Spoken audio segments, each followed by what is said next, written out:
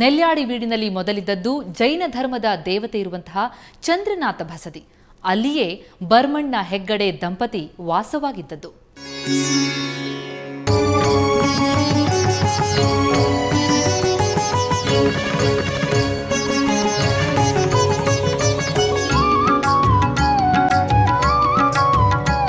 ಇಲ್ಲಿ ನೆಲೆಸಿರುವ ಮಂಜುನಾಥ ಸ್ವಾಮಿಯ ವಿಗ್ರಹ ಮೂಲದಲ್ಲಿ ಮಂಗಳೂರು ಕ್ಷೇತ್ರದಲ್ಲಿತ್ತು. ಅಲ್ಲಿಂದ ಇಲ್ಲಿಗೆ ತಂದ ಮಹಾಶಯರೇ ಅಣ್ಣಪ್ಪ ಸ್ವಾಮಿಗಳು.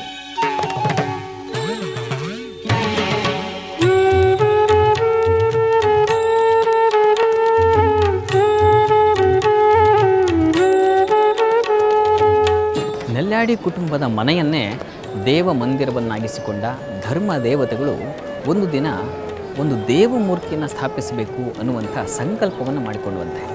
ಅದರಂತೆಯೇ ಅಣ್ಣಪ್ಪ ಸ್ವಾಮಿಗೆ ಆ ಧರ್ಮದೇವತೆಗಳು ಆಜ್ಞೆಯನ್ನು ಮಾಡ್ತವೆ, ಇಲ್ಲೊಬ್ಬ ದೇವಮೂರ್ತಿಯನ್ನು ತಂದಿಡುವಂಥ.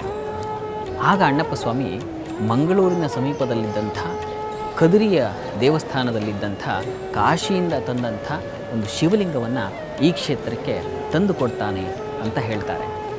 ಆ ಶಿವಲಿಂಗವನ್ನು ಇಲ್ಲಿ ಪ್ರತಿಷ್ಠಾಪನೆ ಮಾಡಿ ಇವತ್ತು ಅದನ್ನು ಮಂಜುನಾಥ ಸ್ವಾಮಿ ಅಂತ ಕರೀತಿದ್ದಾರೆ.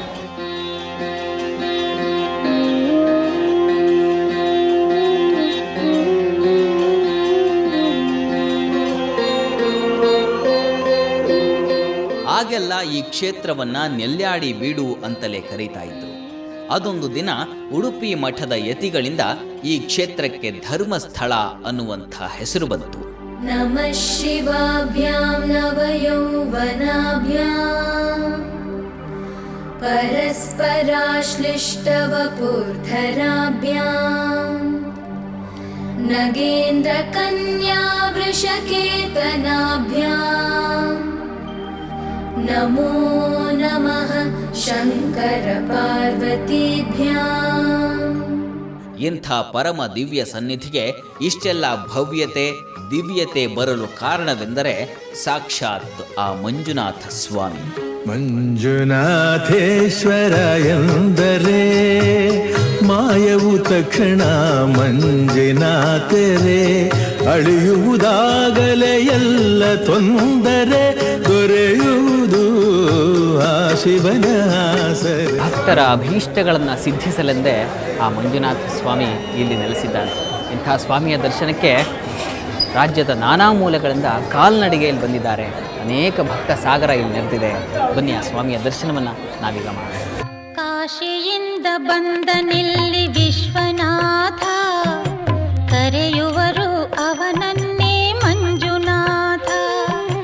ಕಾಶಿಯಿಂದ ಬಂದ ನಿಲ್ಲಿ ವಿಶ್ವನಾಥ, ಕರೆಯುವರು ಅವನನ್ನೇ ಮಂಜುನಾಥ.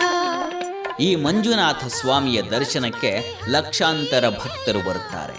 ತಾಸುಗಟ್ಟಲೆ ಸಾಲಲ್ಲಿ ನಿಂತು ಆತನ ದರ್ಶನವನ್ನ ಮಾಡುತ್ತಾರೆ. ಹಾಗೆ ಸಾಲಲ್ಲಿ ನಿಂತು ಸ್ವಾಮಿಯನ್ನ ಕಣ್ತುಂಬಿಕೊಂಡು ಸಿಂಗಿಟಗೆರೆ ಹತ್ರ ಕಲ್ಯಾಣಿನಹಳ್ಳಿಯಿಂದ ಭಾನುವಾರದ ದಿವಸ ಬೆಳಗ್ಗೆಯ 160 ಕಿಲೋಮೀಟರ್ ದೂರದಿಂದ ಪಾದಯಾತ್ರೆ ನಡ್ಕೊಂಡು ಧರ್ಮಸ್ಥಳಕ್ಕೆ ಬಂದಿದ್ದೀವಿ.